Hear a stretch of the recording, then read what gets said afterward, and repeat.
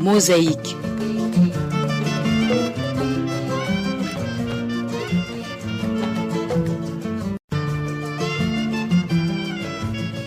Mosaïque.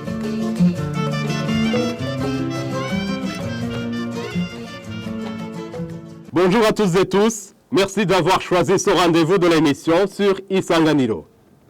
Le président de la République du Burundi a promulgué en date du 14 mars 2022 la loi portant modification de certaines dispositions du Code de la protection sociale au Burundi et revalorisation des pensions pour le secteur public. L'article 14 prévoit que la dite loi entre en vigueur le jour de sa promulgation et avec effet rétroactif en faveur de ceux qui sont partis en retraite à partir du 1er janvier 2020. Mosaïque aujourd'hui va porter justement sur cette nouvelle loi en rapport avec la protection sociale et la revalorisation des pensions pour le secteur public. Il est à rappeler ici que dans son discours du 18 juin 2020, lors de son investiture, le numéro 1 burundais, Evariste Ndayishimiye, a manifesté une volonté politique d'améliorer les conditions de vie des retraités en matière de la sécurité sociale, dont l'objectif ultime est d'octroyer une pension de retraite équivalente au moins au dernier salaire mensuel du pensionné. D'emblée, il y a lieu de se poser quelques questions. Pourquoi sont concernés uniquement les retraités du secteur public? Quelle est donc la place des secteurs paraétatiques et privés? Pourquoi la réforme se limite à la date du 1er janvier 2020? Qu'est-ce qui devrait être fait pour que les retraités se sentent tous traités au même pied d'égalité, bien entendu, dans le respect de la volonté du président de la République? Trois invités sont avec nous sur le plateau. Jean Petit Ndikumasabo, c'est le directeur des prestations à l'INSS, Institut national de sécurité sociale, lequel institut est vieux de 60 ans à compter de juillet 1963. Bonjour et bienvenue, Monsieur Jean Petit. Bonjour. Gilbert Nyawakira, vous êtes le président de la CSB, Confédération syndicale du Burundi. Bonjour et bienvenue à cette émission. Bonjour. Et puis nous sommes avec vous, Théodore Kamwenoubusa. Vous êtes le président de l'Association des employeurs du Burundi, AEB en sigle. Vous avez été aussi directeur général de l'INSS, Institut national de sécurité sociale. Bonjour et bienvenue à cette émission. Et bonjour et merci pour l'invitation.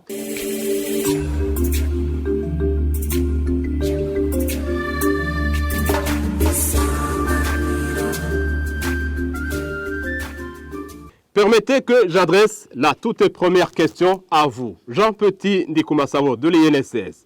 Quelles seraient les principales innovations du nouveau Code de la protection sociale en matière des frais de pension pour les retraités? Je vous remercie pour la parole. La grande innovation, c'est la perception de la pension équivalente au dernier salaire net. C'est parce que jusqu'à maintenant, la manière dont était calculée la pension, elle était calculée en fonction de l'ancienneté des années, du nombre d'années cotisées et en fonction du salaire de chaque travailleur.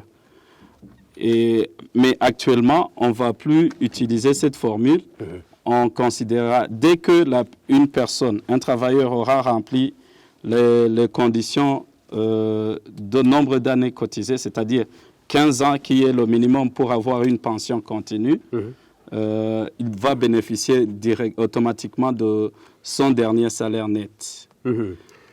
Et est-ce qu'il y a d'autres avantages à côté de ce dernier salaire net, par exemple les soins de santé, etc., pour le retraité?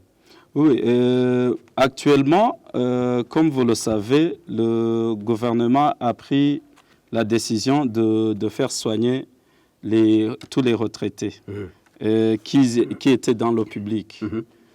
Et cet avantage reste valable. Et pour le moment, l'INSS continue à payer le ticket modérateur de chaque retraité. Et cet avantage va rester aussi. Donc, chaque retraité bénéficiera en même temps que de cette pension mais aussi des soins de santé relatifs qui sont couverts par la mutuelle de la fonction publique. La réforme se limite au 1er janvier 2020. C'est la date du début de cette mise en application de la loi. Pourquoi? Quels critères que vous aurez considérés? Pour être honnête, ça, comme vous l'avez dit toujours dans l'introduction, la référence émane d'une volonté politique. C'est la volonté du chef de l'État. Là, je vais m'exprimer, non pas comme directeur des prestations, mais comme membre de la commission technique qui a travaillé sur les réformes. La date du 1er janvier 2020 a été prise comme référence parce que l'actuel chef de l'État a manifesté cette volonté lors de la campagne présidentielle. Oui. Et là, en prononçant son discours, il a dit qu'à partir de cette année, c'était en 2020. Donc c'est pour cela qu'on a pris comme date de référence le 1er janvier 2020. Mais il y en a qui peuvent se sentir discriminés, n'est-ce pas? Parce qu'avant 2020, il y en a de ces travailleurs qui ont cotisé à l'INSS. Avant 2020. La question a été posée aux honorables députés qui ont analysé la loi. C'était un projet de loi à l'époque. Et la réponse adéquate devrait être donnée par ceux qui ont pris comme cette date du 1er janvier 2020. Sinon, moi, comme technicien, je ne saurais pas bien répondre et expliciter toutes les motivations qui ont poussé l'autorité à prendre cette décision. C'est peut-être difficile pour vous, mais avant de passer la parole aux autres intervenants ici, est-ce que les employeurs et employés qui sont, par exemple, ici représentés par Théodore Kamenoussa côté employeur, Gilbert Nyawakira côté employé, est-ce qu'ils ont été associés dans l'élaboration de cette nouvelle loi? Oui. Gilbert Nyawakira, la parole à vous. Votre appréciation côté employé, la nouvelle loi, ça vous fait quel sentiment? Bon, la nouvelle loi, ça me fait un sentiment de satisfaction parce qu'elle vient mettre au clair la volonté politique exprimée par son Excellence chef de l'État lors de son investiture, quand il a prononcé son discours-programme. Il a émis le souhait que les travailleurs puissent percevoir tout au moins leur salaire net comme pension. Maintenant, chose dite, chose faite, il y a une loi qui vient d'être promulguée et qui vient de mettre au clair les choses. À travers l'article 6 et 7, il y a à travers l'article 6 la pension de vieillesse, d'invalidité ou de retraite anticipée, il est clair, c'est le salaire net comme ça a été dit. Mais aussi, au niveau du salaire net, il y avait une incompréhension. On semblait ne pas comprendre ce que cela peut vouloir dire. Mais cette loi éclaire la situation. À l'article 7 de la nouvelle loi qui vient d'être promulguée, comme on l'avait dit, le 14 mars, c'est le salaire brut, mais les charges déductibles. Et ces charges déductibles que je mets au clair au niveau de l'opinion, ce sont les charges fiscales ou tout simplement l'impôt professionnel sur la rémunération, la mutuelle de la fonction publique, l'ONPR ou l'INSS. Voilà, c'est réellement, comme nous le savions déjà, c'est le salaire net. Mais il y a des employés du secteur privé qui semblent... ne sont pas concernés par la loi. Pourquoi? Vous savez, la mesure a été prise d'abord, ça a été une volonté du chef de l'État dans son discours-programme. Il faut que les choses ou les réformes commencent quelque part. Nous félicitons, nous encourageons déjà cette réforme et nous espérons aussi que cette tranche de travailleurs vont aussi être concernés. Parce que vous savez, la gestion des gens, le chef de l'État... Vous espérez, vous pensez que vous n'êtes pas sûr? Nous pensons que cette mesure aussi sanitaire va toucher aussi d'autres secteurs. Si on a commencé par le secteur public, Je pense que, si vous voulez, c'est un secteur plus structuré au niveau de l'ONPR, vraiment qu'on peut facilement passer à la réalisation de cette réforme. Que pendant que dans d'autres situations, au niveau de l'INSS, au niveau du privé, on puisse aussi les emboîter le pas d'une manière particulière et générale. Parce que quand je le dis comme ça, je sais qu'à l'INSS, il y en a qui vont profiter de cette mesure, notamment ceux qui sont de l'armée, ceux de l'armée, ceux de la sécurité aussi, sont touchés par cette mesure. Nous espérons, c'est un espoir que nous lançons, mais ça va finalement même rentrer dans les demandes, même insistantes, pour qu'il y ait équité aussi au niveau de la protection sociale. Donc pour tout, et selon vous, il faut qu'il y ait un début. Oui. Monsieur Théodore Kamenoussa, président de l'Association des employeurs du Burundi, AEB, et côté employeur, votre sentiment de votre côté, c'est comment? Merci. Côté employeur, le sentiment à ce que la volonté politique du chef de l'État vient d'être mise en application, c'est une bonne chose. Et quand il y a une volonté politique, que ça soit mise en application, c'est une bonne chose. C'est une bonne chose pour les concernés, pour les travailleurs qui relèvent du secteur public, c'est-à-dire dont les salaires ont été payés sur le budget de l'État. Et alors, côté employeur, nous posons beaucoup de questions. D'abord, la première question, les employés du secteur privé, dont le budget émane des entreprises privées, ainsi que les employés du secteur para-étatique, dont les salaires et les budgets proviennent des budgets de ces entités para-étatiques, qui sont autonomes, qui ont une autonomie de gestion. Et alors, on se pose la question, c'est une très bonne chose de donner une pension égale au dernier salaire. Mais la question fondamentale, comment on va financer ces avantages qui sont donnés? Ce sont des avantages énormes. Je vous dis énormes. Par rapport à ce qui se donnait avant. Et alors, le coût financier, le coût additionnel. Vous passez peut-être à la comparaison, à une certaine comparaison. C'est énorme par rapport à ceux du secteur public, vous dites? Non. Non. Je dis avoir où la pension qui était perçue avant cette mesure, à comparer avec la pension qui va être donnée par cette nouvelle loi, la loi numéro 1/09 du 14 mars 2022. C'est beaucoup, c'est énorme. Si on doit regarder sur la vie d'un pensionné, ou si on doit regarder tout ça, quand on va faire les évaluations, le coût additionnel, si cette mesure va s'étendre aux employés du secteur privé, le coût additionnel de cette mesure, parce que nous pensons que cette mesure va aussi toucher les travailleurs du secteur privé, comme celui que le président des travailleurs vient de le souhaiter. C'est un souhait. C'est un souhait. Et il pense bien que ça va aussi, donc la loi va aussi concerner... Bien sûr. Bien sûr, là, peut-être je peux vous dire comment les choses se sont passées. Et auparavant,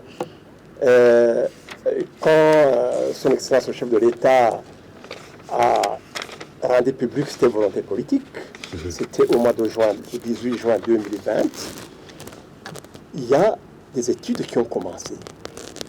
Il y a une commission qui a été mise en place pour effectuer les études préalables. Il a commencé à le dire lors de la campagne électorale et il a insisté aussi dans son discours d'investiture le 18 juin 2020. J'ai très bien suivi. Oui. Et c'était une très bonne innovation. Mais à ce moment-là, il n'y avait pas eu d'études préalables pour voir l'impact financier qui découlerait de ces nouvelles mesures. Alors, il y a une commission qui a été mise en place, une commission technique qui a été mise en place pour étudier les impacts financiers de ce secteur public. Et l'étude a été effectué et a été rendu public au 1er avril 2021. Et nous avons eu la chance d'être invités au moment de la restitution de cette étude. C'était son Excellence, Monsieur le Premier ministre, qui présidait les séances à ce moment-là, d'adoption de cette étude. Et à ce moment-là, nous sommes exprimés pour dire que c'est une très bonne chose, mais qu'on a émis le souhait que cela aussi puisse s'étendre aux autres secteurs, secteur para-étatique et au secteur privé. Et à l'issue de cette séance de restitution de l'étude, son Excellence, le Premier ministre, a même recommandé qu'il y aura une deuxième commission qui va être mise sur pied pour étudier ce qui concerne les deux secteurs, le secteur para-étatique et privé. Et la commission a été mise en place. Il va s'agir de deux commissions ou c'est le travail de la même commission? Ça a été fait. La première commission a rendu son étude le 1er avril 2021. La deuxième commission a commencé le travail au mois de juin, je pense que c'était au mois de juin 2021, est à l'œuvre et a rendu son rapport. C'était, je pense, au mois de décembre 2021. Et le rapport a été rendu public. Et à ce moment-là, les conclusions ont été annoncées que l'étude va être vulgarisée auprès des concernés pour que la mise en application puisse avoir lieu depuis l'année 2023. C'est ça a été la recommandation à l'issue de cette étude qui a été rendue publique. Maintenant, nous attendons la vulgarisation chez les employés du secteur privé et également chez les employeurs du secteur para-étatique. Il faudrait que je vous pose au moins deux questions. Oui. Est-ce que vous partagez le souhait avec Gilbert Niawa, qui l'a côté employé, que les deux secteurs, para-étatique et privé, soient concernés par la mesure? Deux, est-ce que cette pension devrait être comme parallèlement à ce secteur public? Est-ce que la pension devrait être le dernier salaire de la personne retraitée pour ces deux secteurs, para-étatique et privé? Alors, vous me posez deux questions. La première question, je dis oui. Vous partagez le souhait? Je partage le souhait. Oui. Mais la deuxième question, là où je dois être vraiment très sceptique, qui va financer le coût additionnel qui va découler de cette nouvelle mesure? Parce que je suis sûr que ça va coûter très cher. Ça, je suis sûr. Parce que celui de l'INSS, il le sait très bien, la pension moyenne qui était servie actuellement représentait à peu près combien en pourcentage du dernier salaire? Ça devrait aussi autour de 30%. 40%, je ne sais pas. Parce que le problème qui est actuellement à l'INSS, c'est que même à l'ONPR, à l'INSS, c'est parce que les salaires soumis à cotisation sont plafonnés à 450 000 francs burundais par mois. Or, la plupart des cadres du secteur privé et para-étatique, ils ont un salaire de loin supérieur à 450 000 francs. Donc 450 000 francs par mois. Et, oui. Et pour ceux du secteur public et pour ceux des secteurs para-étatiques et privés. Donc il y a un plafond. Il y a un plafond. Et sur ce plafond, on calcule le pourcentage, comme il a dit, c'est que la formule qui était en vigueur actuellement, c'est que pour chaque année de cotisation, on donne 2% du salaire qui était perçu, les 3 derniers salaires, la moyenne des 3 derniers salaires qui étaient perçus avant la retraite. Mais plafonné toujours à 450 000 francs par mois. Alors, si on compte la carrière d'une personne, celui qui a eu la chance d'avoir une carrière complète de 30 ans, les cadres généralement font 30 ans, rarement 35 ans. Donc le maximum qui sera perçu, ça sera autour de 60% du dernier salaire. 60% de 450 000 francs burundais, ça représente combien? C'est à peu près 270 000 francs burundais par mois. Or, le cadre qui était habitué à avoir un salaire de 2 millions, même plus de 2 millions, et qui va avoir une retraite de 170 000, vous voyez, il chute énormément en termes de revenus mensuels. Et alors, maintenant, si on accorde l'avantage d'accorder une pension égale au dernier salaire, vous voyez la différence. La différence est énorme. Alors, la question qui se pose, comment on va financer cette différence qui va supporter son coût additionnel dû à ces pensions? C'est là la question fondamentale qui se pose. C'est d'abord le mode de financement et qui va financer cela. Et c'est là où les impacts financiers doivent être calculés et mettre sur table et pouvoir, alors, chez les employés du secteur privé, est-ce qu'ils vont être capables de supporter ce coût additionnel? Et c'est un laps de temps court qui va avoir lieu immédiatement. Comment est-ce qu'on va prévoir dans les budgets des entreprises un montant pour financer ces pensions rapidement? Là, il va y avoir beaucoup de discussions pour voir comment on va financer. C'est bon de donner une pension acceptable pour son travailleur, oui. Mais il faut avoir le temps de financer ces pensions. Le financement, et l'emploi les finance, et le travail les finance aussi. C'est comme ça le fonctionnement des pensions. Permettez Voilà. que j'aille encore une fois chez... Je vais revenir vers vous. Jean Petit de l'INSS, directeur des prestations. Il y a une grande question qui est finalement posée. Il y a un souhait que tous les travailleurs, tous les employeurs bénéficient de cette pension. C'est un souhait. Je pense que vous aussi, vous partagez. Mais qui va financer ce coût additionnel une fois que les secteurs para-étatiques et privés sont concernés par la loi? Si je considère les idées des deux intervenants, je suis totalement pour tout ce qu'ils viennent de dire. Et la question du financement, c'est une question pertinente, une question qui nous préoccupe, nous aussi, même si on se limite au secteur privé, au public. Actuellement, si on prend, pour que vous compreniez mieux, un assuré qui a travaillé, disons que toi tu perçois 1,5 million, tu es du secteur public. Actuellement, si tu pars à la retraite, si tu as 14 ans avec ton salaire de 1,5 million et 14 ans de carrière, tu aurais perçu 6,3 millions. Une allocation unique, parce que tu n'as pas 15 ans. Avec la nouvelle loi, avec le même nombre d'années, tu auras 18 200 000. Parce que la formule n'a pas changé. Ce qui a changé, c'est la référence. La formule, elle est comment? On va prendre puisqu'il y a l'article 8 de la présente loi parle de la pension minimum.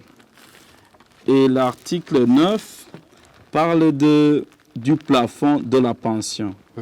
Et dans les études qui ont été faites, la pension maximale sera égale à 1,3 million. Si on prend le salaire dont je t'ai parlé, ce sera 1,3 million fois 14, au lieu de 450 fois 14. Vous comprenez qu'il y a un gap énorme.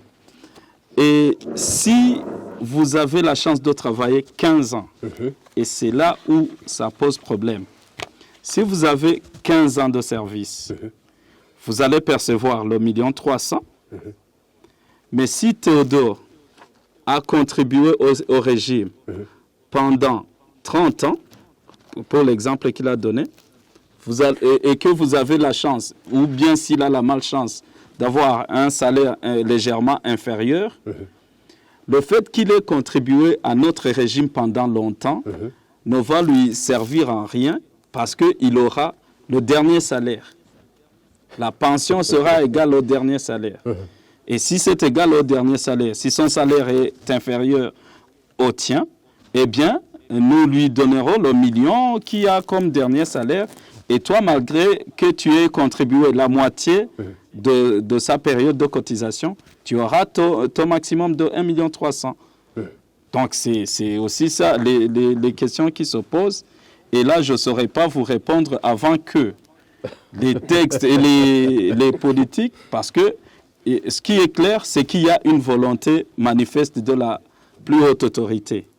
Disons qu'on a commencé. Oui, on a commencé et nous attendons les directives de la loi parce que la loi a été promulguée. Nous attendons actuellement les textes d'application parce qu'il y a 2 textes, 2 ordonnances qui sont citées à l'article 8 et 9. Dès qu'elles sont disponibles, je crois qu'avec le secteur public, et qui coûtera aussi énormément cher. Peut-être qu'on reviendra sur la question du coût après, mais la question du financement doit être pensée très sérieusement. Monsieur Jean Petit, est-ce que vous avez des données chiffrées en ce qui concerne les effectifs des retraités affiliés à l'INSS avant et après 2020? Donc, la loi, donc la réforme se limite, disons, à janvier 2020. C'est là où elle commence à être mise en application. Mais avant et après 2020, les effectifs des affiliés, ça s'élève à combien? Bon, là, je vais donner une autre précision de taille. Quand on parle d'affiliés chez nous, ça veut dire qu'on parle d'employeurs. Et quand on parle d'assurés ou de travailleurs, les bénéficiaires... Les employeurs, pas les employés. Les employés sont des cotisants actifs. Pour les retraités, ce sont des bénéficiaires. Donc, dans votre question, j'ai compris que vous voulez savoir le nombre de retraités. Oui. Parce que si je vous parle du nombre de retraités, je ne veux pas vous parler du nombre de bénéficiaires de pension de survivants. Donc, pour faire simple, je vous donne tous les chiffres. Vous allez retirer ce que vous voulez. En 2020, au 31-12-2020, le nombre de retraités était de 29 452. Tandis que le nombre de bénéficiaires de pension de survivants, ce sont ceux qui perçoivent des prestations suite au décès des bénéficiaires principaux. C'était 24 031 personnes. Donc, le total, si le nombre de bénéficiaires, si on y ajoute ceux qui bénéficient de la pension d'invalidité, qui sont au nombre de 350, c'est 53 833 personnes. Oui. Et ces 53 833 perçoivent des pensions égales à 40 119 792 francs. 48 milliards. 40 millions 119 000. Parlons de 48 milliards. Parlons de 48 milliards. Oui. Mais avec la nouvelle loi, ça va être gonflé. Exponentiellement. Si je me réfère à la correspondance du ministère des Finances, parce que la question du financement des personnes qui sont parties à la retraite avant 2020 a été posée, vous aussi vous l'avez posée, mais eux, ils vont bénéficier, comme vous pouvez le voir à l'article, je crois, 8, ils vont bénéficier d'abord d'une pension minimum de 30 000. laquelle pension minimum était de 2400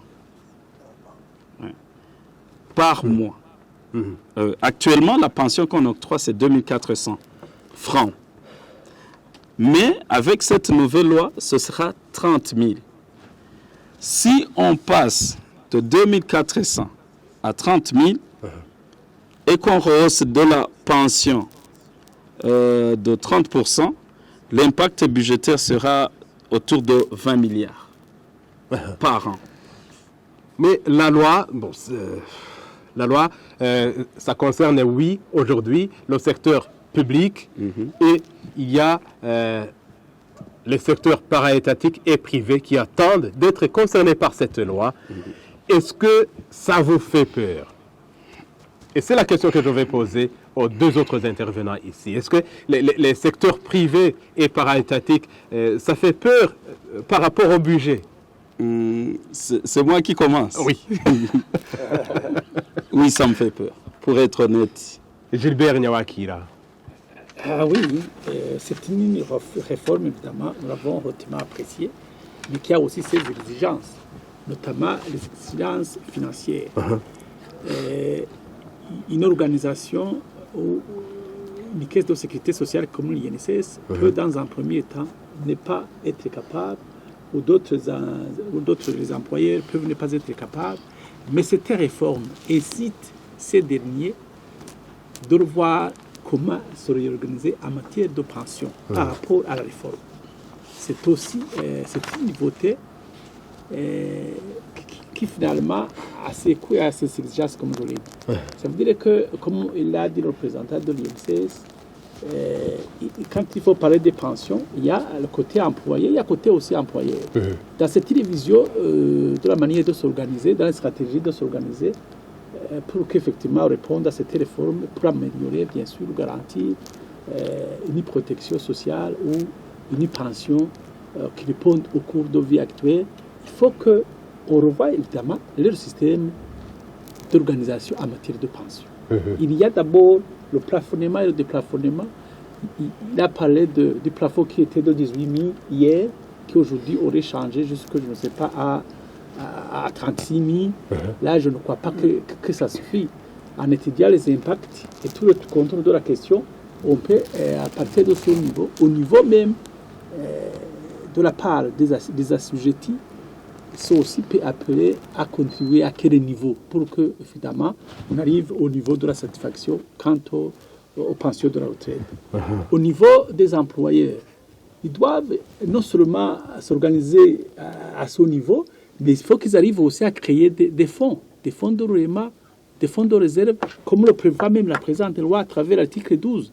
On prévoit des modalités d'alimentation et de gestion des fonds de roulement et des fonds de réserve pour évidemment garantir la pérennité de la réforme, pourquoi pas pour aussi garantir l'équilibre financier des organismes débiteurs. Je veux dire ici l'ONUPR, je veux dire aussi l'INSS. C'est dans ce sens que je dois insister sur, évidemment, une nouvelle vision en matière d'organisation des pensions. Et cette vision ne peut être une vision positive et qui rentre dans le cadre de l'amélioration des pensions de vieillesse, d'invalidité, si vous voulez, ou des pensions anticipées. Une petite question. Est-ce que, à vous entendre dire, à vous entendre parler, est-ce qu'on ne peut pas conclure qu'il peut y avoir deux parties? Une partie des employés ou employeurs du secteur public et une autre partie de ceux des secteurs para-étatiques et privés que les uns affichent peut-être une jalousie, c'est entre guillemets peut-être, une jalousie envers les autres, et que ces autres-là, para-étatiques et privés, se sentent discriminés.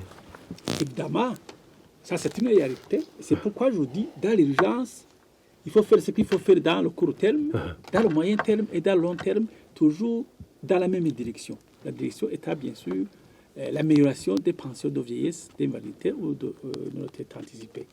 Et dans cette vision, il y a quelque chose qui doit être fait. Quand je dis déjà, la loi propose déjà la mise en place, un décret qui met en place un fonds de roulement et un fonds de réserve qui alimenterait évidemment ces organismes débiteurs, et pour garantir la pérennité. Et la pérennité, ça c'est la loi. Et l'INSS, dans son cas, va s'organiser en conséquence, ou probablement qu'il se retrouve dans son fonds de roulement ou dans son fonds de réserve. S'il ne se retrouve pas entièrement, il va aussi, je pense que c'est un bon exemple qu'il faudra imiter dans la mise en place de ces fonds. Et quand un fonds est là, qu'est-ce qui vous dit que même l'employé ne peut pas contribuer pour l'alimentation de ce fonds? Qu'est-ce qui vous dit que d'autres, même le gouvernement, peut aussi contribuer à l'alimentation de ce fonds? Il est question de revoir les choses et de bien repenser la manière dont les pensions étaient organisées, s'organiser de manière vraiment très méticulée pour avoir la réalité en face. La réalité en face, c'est que les pensions deviennent actuellement, elles sont tellement dérisoires que les choses ne doivent pas rester ce qu'elles sont aujourd'hui. Si au public, il y a des gens enragés mieux, c'est de tant mieux. Mais je me ravis déjà de penser à la pérennité, parce que mettre en place une mesure, c'est une chose, mais la pérenniser, c'est une autre. Et Théodore Kamenovousa, côté employeur, les deux parties, jalousie pour une partie, discrimination pour une autre. Est-ce que vous voyez les... Oui. Vous avez posé la question pour dire, est-ce que ça ne vous fait pas peur? Oui. Certainement. Certainement. Pourquoi? Si on est gestionnaire d'une même institution, celui qui gère l'INSS pour le moment, en fait, en passant, c'est pour dire que l'INSS qui est propriétaire de l'INSS. Est-ce qu'on peut se poser la question? Parce que dans l'opinion, on dit que l'INSS c'est public, c'est de l'argent public. Mais c'est faux. L'INSS est un service public qui gère des fonds privés. Qui gère totalement des fonds privés. Un service public qui gère des fonds privés. Pourquoi? Parce que je sais que dans l'opinion, les gens pensent que ce sont des fonds publics. Ce sont des fonds privés parce que ce sont des fonds qui ont été prélevés sur le salaire des travailleurs. Oui. Et ces fonds étaient financés par et l'employeur et l'employé. Ah oui. Les deux. L'État vient que en tant qu'employeur, parce qu'il y a les employés du secteur public. Et alors, l'État vient en tant qu'employeur, cotise, et le travail du secteur public cotise aussi. Mais pour son compte, finalement, ce sont des salaires différés des travailleurs qui sont gérés à l'INSS. Alors, maintenant, les concernés peuvent se prévoir pour dire que nous avons des fonds à l'INSS qui sont des fonds privés. Maintenant, il faut que ces fonds privés puissent être gérés correctement, même si c'est public. Alors, c'est pourquoi l'INSS est géré au niveau des conseils d'administration en tripartite. Qu'il y a côté des représentants du gouvernement, des représentants des employeurs et des représentants des travailleurs. C'est comme ça que ça se fait. Mais quand on entre au niveau de la gestion quotidienne, ça devient l'État en totalité. Vous voyez le problème. C'est là où se trouve le problème. Il y a Gilbert Niawa qui évoque un fonds. Il y a nécessité d'un fonds. C'est autre chose. C'est même à voir. On ne sait pas comment le fonds sera alimenté. Je vais y arriver. Maintenant, la question qui se pose maintenant. La nouvelle loi vient de donner des avantages à une partie des assurés de l'INSS. Oui. Le secteur public. Oui. Et d'autres qui ont mis ensemble des fonds. Maintenant, on prend une partie qui est, mais cette fois-ci, qui est relevée en termes de pensions. Une autre partie reste comme auparavant. Comment est-ce qu'on va gérer cette histoire? Effectivement, les autres... Là, on parle de jalousie, discrimination. Deux camps. Il n'y a pas équité. Il n'y a pas équité. Il n'y a pas équité. Or, en matière sociale, il faut sauvegarder, c'est le premier principe, c'est l'équité entre les cotisants. Oui. Maintenant, quand il n'y a pas d'équité, maintenant, il y a une nouvelle loi, il y a une autre loi qui est là à côté. Je vois difficilement comment on va gérer les mêmes dans un régime de pension des gens qui sont traités différemment. On devra éclaircir cette situation pour éviter qu'il y ait iniquité entre des personnes qui cotisent dans la même caisse et, de l'autre côté, éviter qu'il y ait des frustrations de la part d'une catégorie de travailleurs. Comment on va y arriver? Il y a, d'un côté, il y a l'ONPR. Pour l'ONPR, cette question ne se pose pas. L'ONPR, il n'y a pas de problème, c'est le même employé de l'État qui cotise à l'ONPR. Et ces travailleurs, ces employés qui cotisent, ça ne cause pas de problème. Il n'y aura pas de frustration, il n'y aura pas. Mais côté INSS, aussi longtemps qu'ils ont le même régime de pension, géré par un même organisme, il va y avoir des frustrations d'autres catégories qui ne sont pas concernées. Et c'est normal. Comment on va pouvoir y arriver? À moins que l'employeur État, qui a pris la volonté politique, l'initiative de donner cet avantage, puisse dire, voilà, j'ai donné cet avantage, c'est moi l'employeur État qui va supporter le coût additionnel. Et à ce moment-là, pour ces travailleurs, ces employés du secteur public, et alors, et dire aux autres exemples, à nous, les employés du secteur privé et paritatique, organisez-vous pour suivre le bon exemple de l'État. Organisez-vous, mais vous avez déjà cotisé à l'INSS, n'est-ce pas? Bien sûr, ça, ce n'est pas un problème. Pour savoir ce qui a été cotisé avant et ce qui est cotisé juste après la mise en application de ces nouvelles lois, ça ne cause pas de problème. Les calculs sont là, les chiffres sont là, il n'y a pas de problème.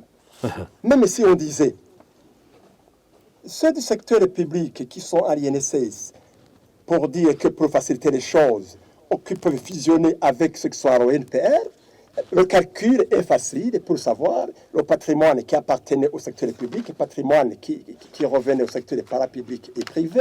Les calculs c'est faisable, on peut le faire et faire suivre ce qui avait cotisé à l'INSS pour faciliter la gestion, pour éviter la question que vous venez de poser. Ça, on peut se faire. Alors, deuxième problème qui se pose maintenant, parce que je vois venir les choses. Oui, vous voyez venir les choses, des problèmes ou de... Non, moi je vois venir. Pourquoi je le vois venir? Maintenant, je vous dis une chose.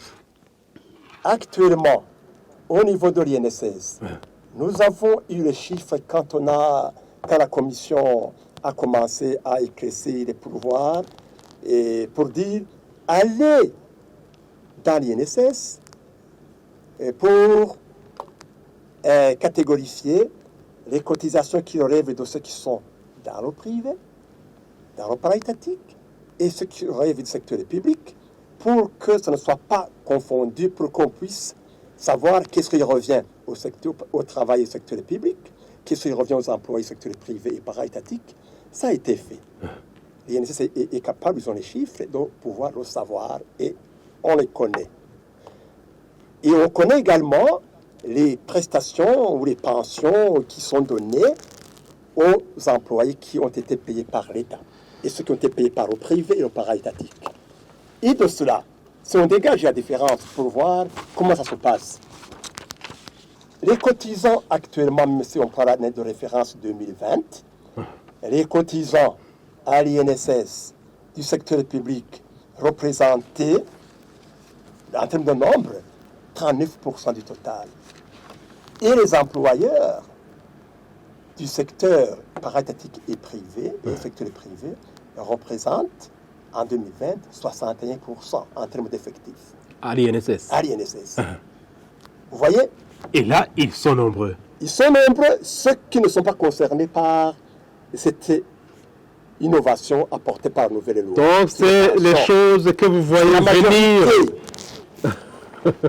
Et maintenant, quand on a fait les calculs et qu'on voit que peut-être c'est possible, ce pourcentage de 39%, peut-être probablement que l'État voit qu'ils peuvent avoir les moyens pour les financer. Est-ce que maintenant, si on disait, est-ce que l'État peut financer le différentiel pour les 61% des autres? Je dirais peut-être non. C'est compliqué.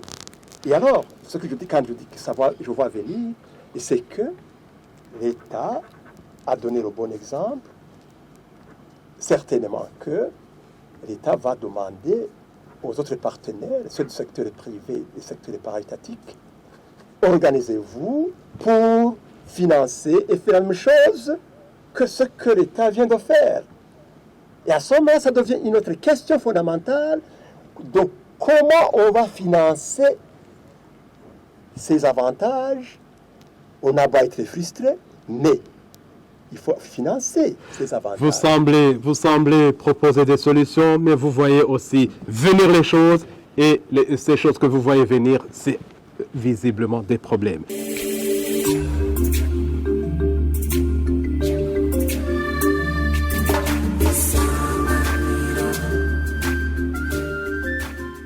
Je tiens à rappeler qu'à travers l'émission Mosaïque d'aujourd'hui, nous sommes en train de parler de la loi en rapport avec la protection sociale et la revalorisation des pensions pour le secteur public qui a été promulguée le 14 mars 2022 par le président de la République, Évariste Ndayishimiye. 3 invités sont avec nous sur le plateau, à savoir Jean Petit Ndikumasabo, le directeur des prestations à l'INSS, Institut national de sécurité sociale, Gilbert Nyawakila, le président de la Confédération syndicale du Burundi, CSB en sigle, ainsi que Théodore Kamwenoussa, qui est le président de l'Association des employeurs du Burundi, AEB en sigle. Jean Petit, je reviens vers vous, c'est pour parler des solutions. Il y a le temps qui presse. Qu'est-ce qui devrait être fait pour que tous les retraités soient traités au même pied d'égalité et dans le respect de la volonté du président de la République? Il y a Théodore Kamwenoussa qui voit venir les choses, des choses, même s'il ne le dit pas, des choses qui apparemment ne tranquillisent pas. Il y a d'autres solutions. Il ne faut pas qu'il y ait des gens qui se sentent discriminés d'un côté. Il ne faut pas non plus qu'il y ait des gens qui affichent une jalousie.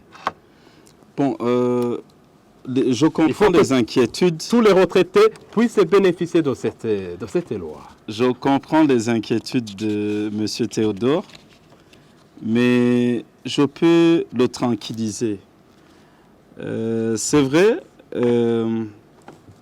tout employé, tout travailleur peut soulever des inquiétudes en arguant que les cotisations les prestations qui seront payées au secteur public, ceux du privé et parapublic ont également contribué.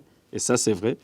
Mais il y a une correspondance du chef de cabinet civil du président de la République du 16 mars 2022 qui parlait du chronogramme de la mise en œuvre des réformes en matière de sécurité sociale. Et cette correspondance, c'est celle-là que je voulais évoquer pour tranquilliser M. Théodore, parce que dans celle-ci, la date butoir pour la mise en œuvre de ces réformes pour les 2 secteurs qui restent, le secteur privé et le secteur public, c'est le 1er janvier 2023. Donc, les études seront menées d'ici peu. Je ne sais pas si c'est une nouvelle commission qui sera mise en place ou si c'est la même qui va continuer les calculs. Mais dans le document de chronogramme, la mise en œuvre des réformes, c'est le 1er janvier 2023 pour les 2 secteurs. Paraétatique et privé. Ouais. Donc, je pense qu'avoir la volonté déjà manifestée par la plus haute autorité et l'énergie que les différentes autorités qu'ils y mettent, je peux tranquilliser les 2 en disant que ce sera pris en compte très récemment. Monsieur Théodore Kamwenoussa a posé une question à maintes reprises. Qui va financer le coût additionnel? Nous sommes une caisse de gestionnaire. Nous ne sommes pas concernés par le financement. Peut-être en tant que technicien, nous pouvons proposer des solutions. Mais là, pour le moment, je ne pourrais pas bien préciser parce qu'il y a plusieurs techniques qu'on pourrait proposer. Mais je ne pourrais pas dire qui va financer qui? La question de répondre qui? Sûrement, c'est l'employeur et le travailleur, comme ça se fait. Mais à quelle hauteur? Oui. C'est ça, Loïc. Gilbert Nyawakira, côté Confédération syndicale du Burundi et côté employé, quelles seraient des voies de solution, selon vous, pour qu'il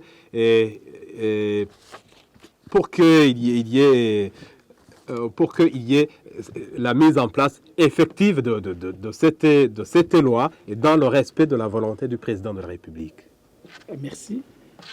Ce qui doit être fait, je pense même que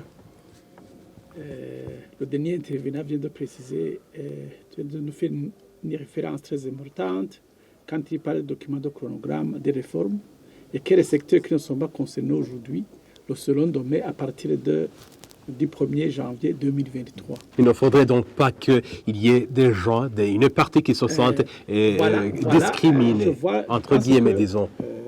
Je pense même que les inquiétudes des uns et des autres peuvent être un peu dissipées parce que déjà le gouvernement aussi pense à cela, en collaboration bien sûr avec les organismes de sécurité sociale les plus concernés, je vais dire ici, l'INSS.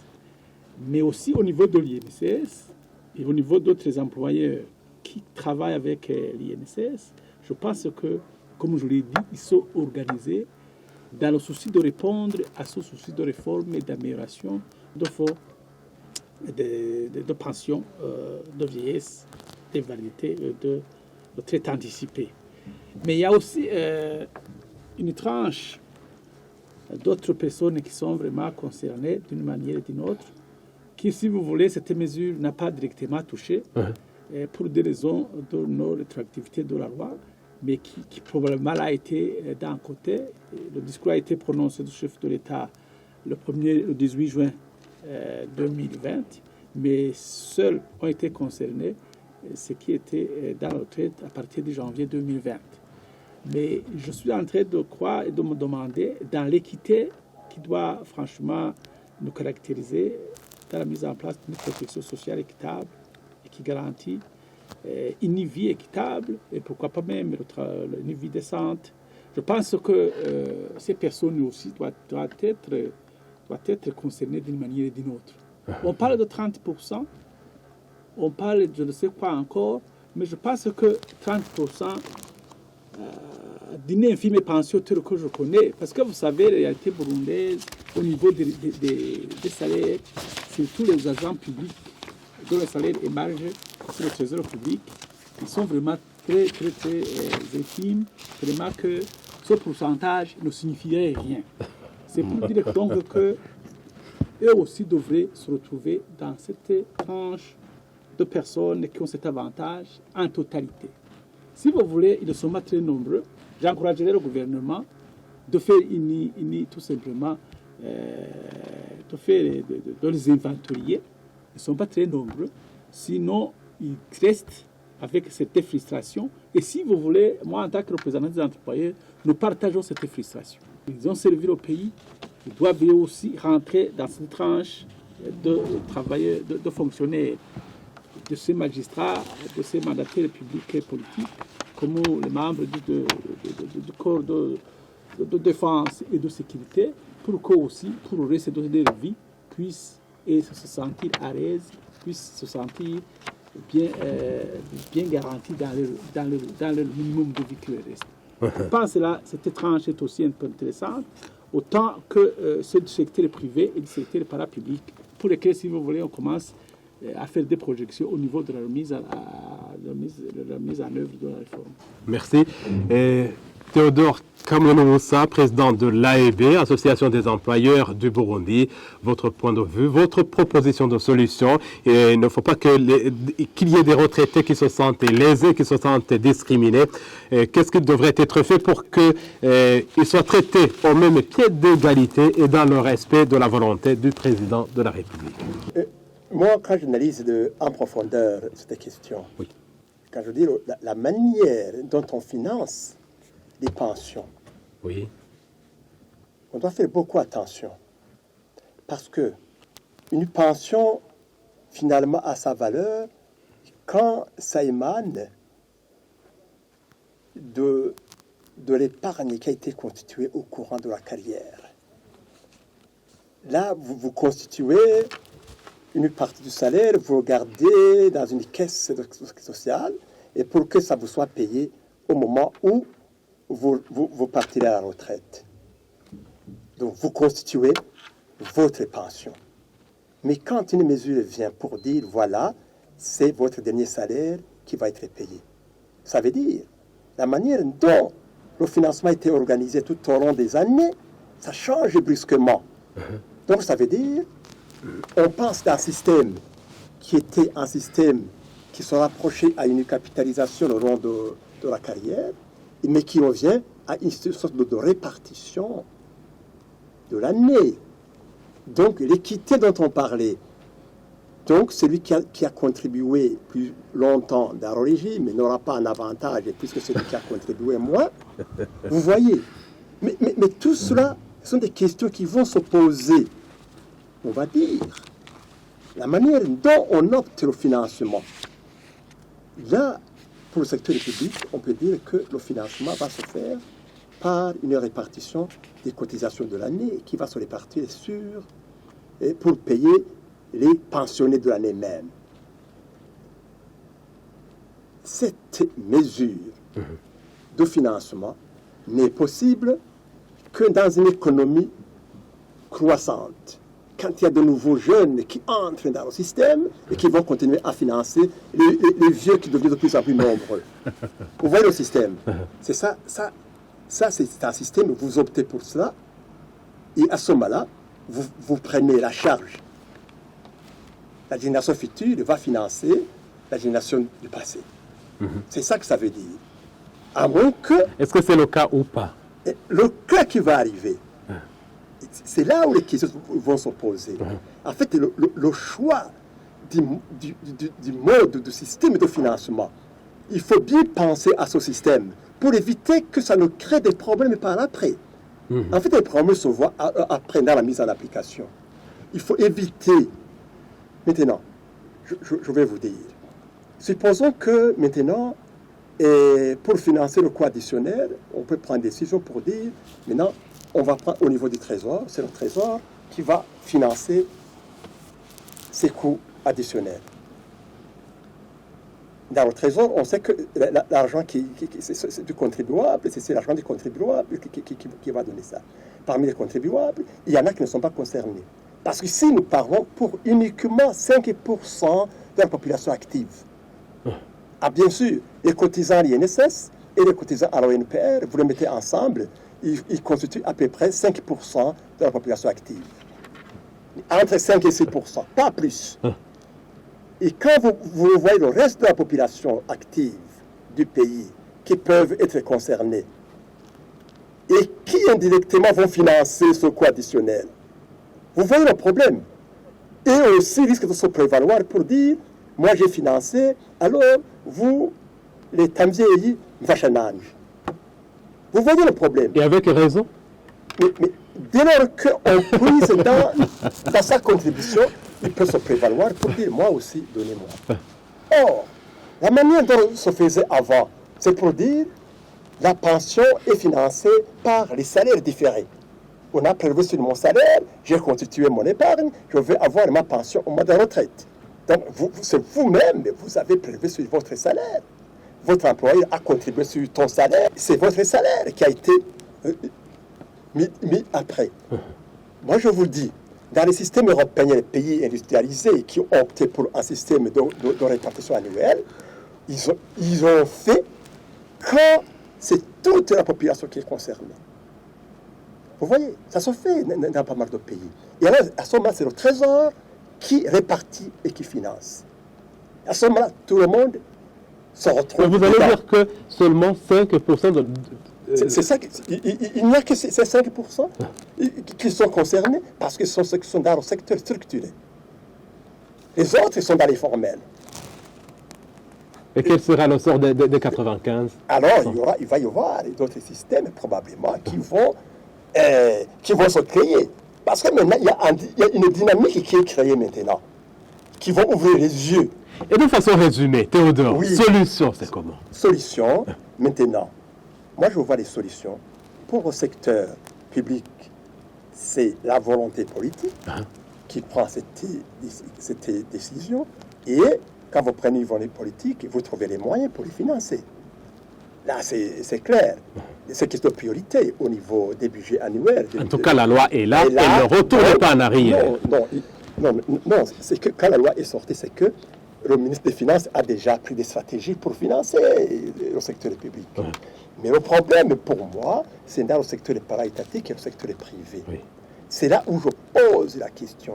Donc, pour dire, j'ai dit tout à l'heure, parce que ce sont les employeurs qui vont se mettre ensemble pour voir comment financer cet avantage. À ce moment-là, probablement que le système de financement, qui est la répartition annuelle, il va changer au profit d'une répartition pluriannuelle ou une capitalisation sur quelques années. Pour que ça marche. Sinon, ça ne peut pas marcher en termes de financement des employés sur une année. Moi, je vous le dis. Parce qu'il suffit de faire des calculs.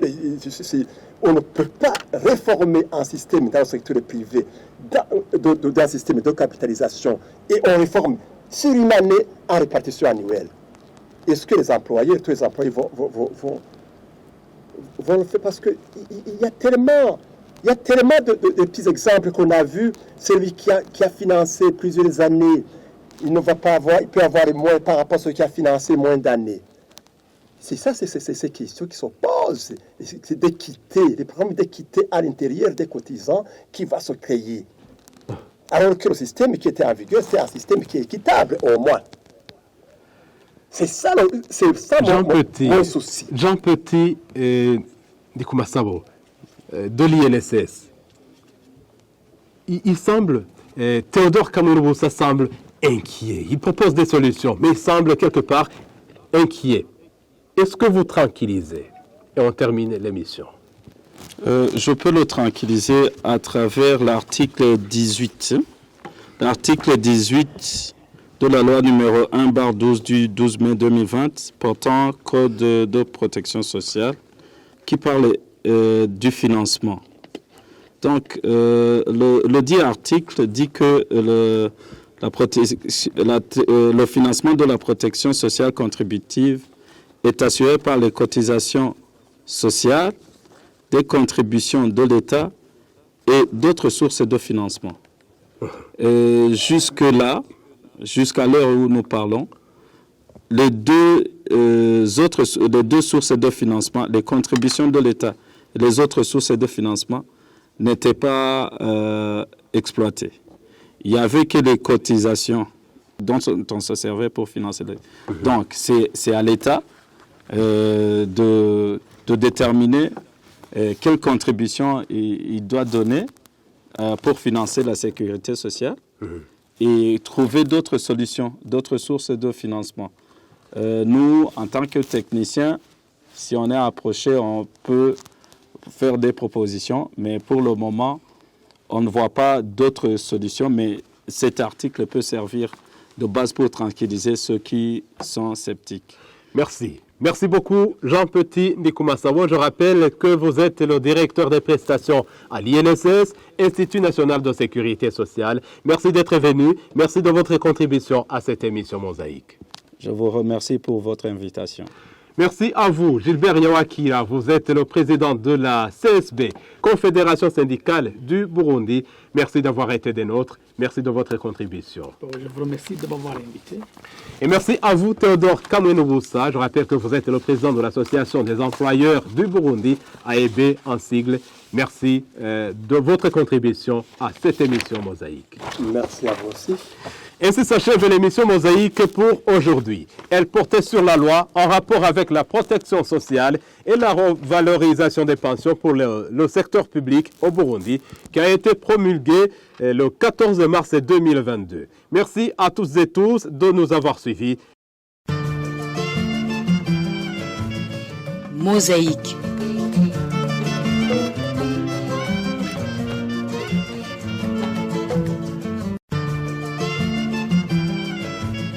Mosaïque.